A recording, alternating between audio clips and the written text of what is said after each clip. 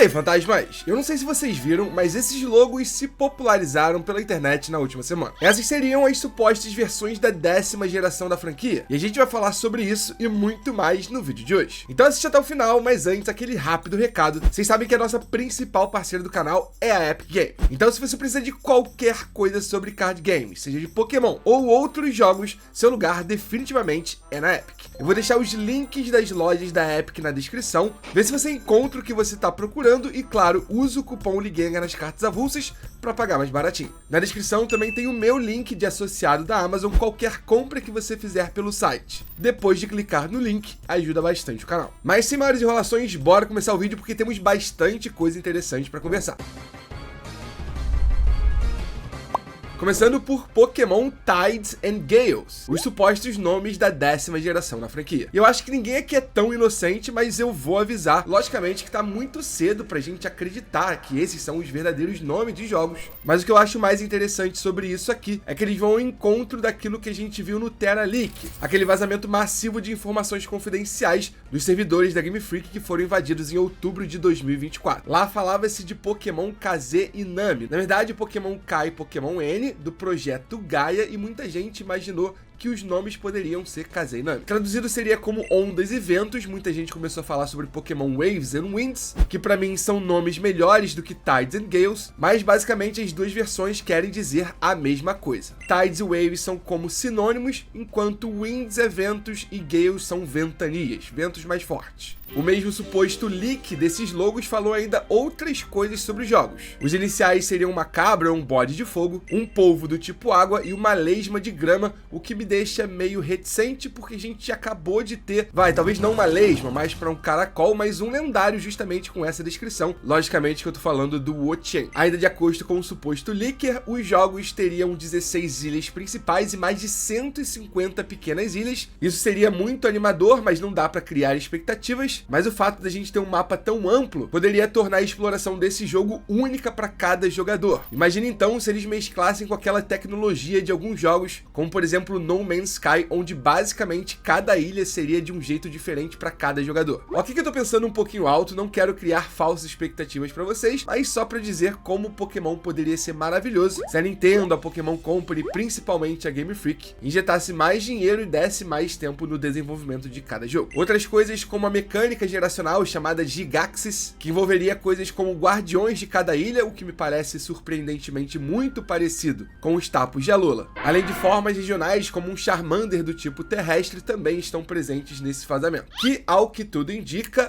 logicamente é falso, não apenas por ser muito cedo pra gente já tá falando sobre leak da 10ª geração, mas mesmo os vazamentos que podem ser reais, na minha opinião, não terão uma riqueza de detalhes tão grande assim, pelo menos não por enquanto. Aliás, o Centro Leaks meio que concorda com isso. Eles tweetaram falando que 99% dos vazamentos sobre a 10ª geração que acontecerem ainda em 2025 serão falsos. Se você vir rumores circulando sobre a geração 10, como informações detalhadas sobre novos Pokémon ou formas, ou informações sobre mecânicas, pode ter 99% de certeza que são falsos. Ainda é muito cedo, a possibilidade de vazamento de algo importante sobre a Gen 10 esse ano é praticamente nula, pelo menos com base em nossas décadas de experiência cobrindo notícias Pokémon. Aguarde pacientemente e aproveite Pokémon Legends EA primeiro. Isso foi o que tweetou o Centro Leaks, mas aí eu pergunto pra vocês, qual a moral do Centro Leaks pra falar esse tipo de coisa? Afinal, vai lembrar que poucas semanas atrás eles erraram o leak. Eles garantiram que aquele Mega Feraligatr criado por um artista e fã da franquia era real, e agora a gente sabe que não é, ainda que possa ser o mais próximo possível.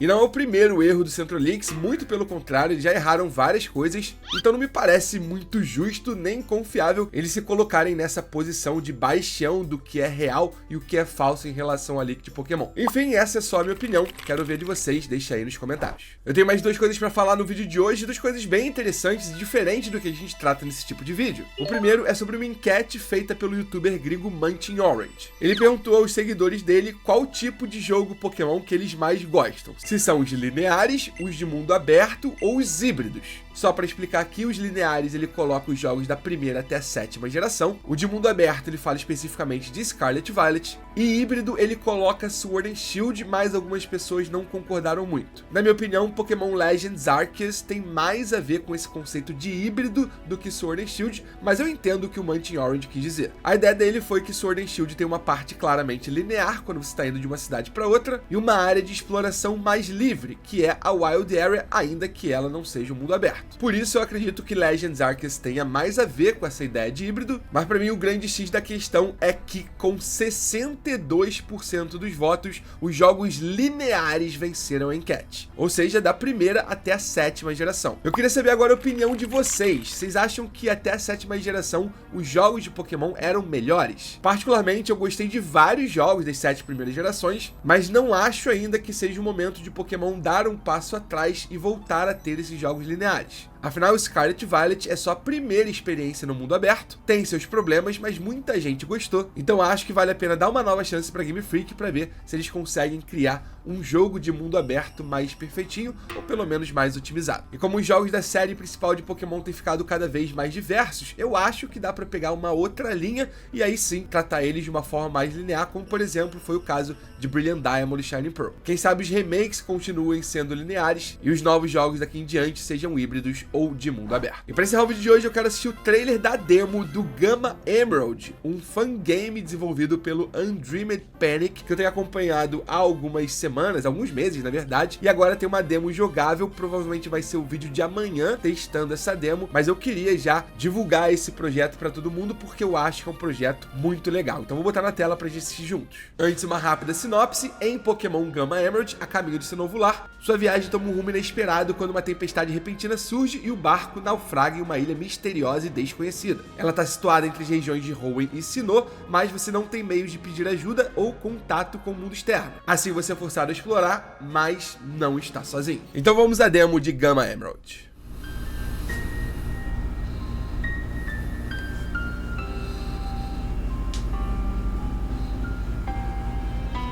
Dá pra ver que tem uma pegada 3D mesmo nesses gráficos 32 bits, vamos dizer assim.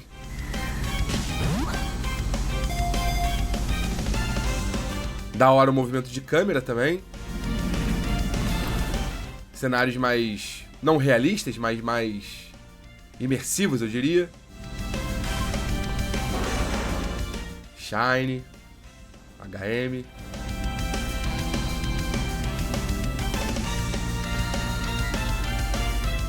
Me passa aquela sensação de dioramas de Papercraft, tá ligado?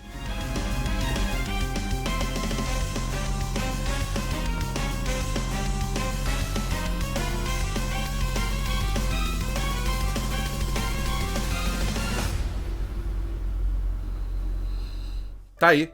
O download já pode ser feito, vou deixar os links na descrição. Logicamente, o jogo se passa em Hoenn, ou pelo menos num mapa que, como é dito na sinopse, tá entre Hoenn e Sinnoh. E imagino que a história vai ser original, logicamente não canônica, mas tendo pano de fundo os Pokémon da terceira geração, e especialmente o Rayquaza, afinal é um fangame em cima de Emerald. Agora, sem vontade mais, vou ficando por aqui. Não esquece de deixar o seu like no vídeo, checa se está inscrito no canal, pra não perder absolutamente nada do mundo Pokémon, e a gente se vê no próximo vídeo. Muito obrigado por tudo, fantasmas, pela força de sempre, e até a próxima.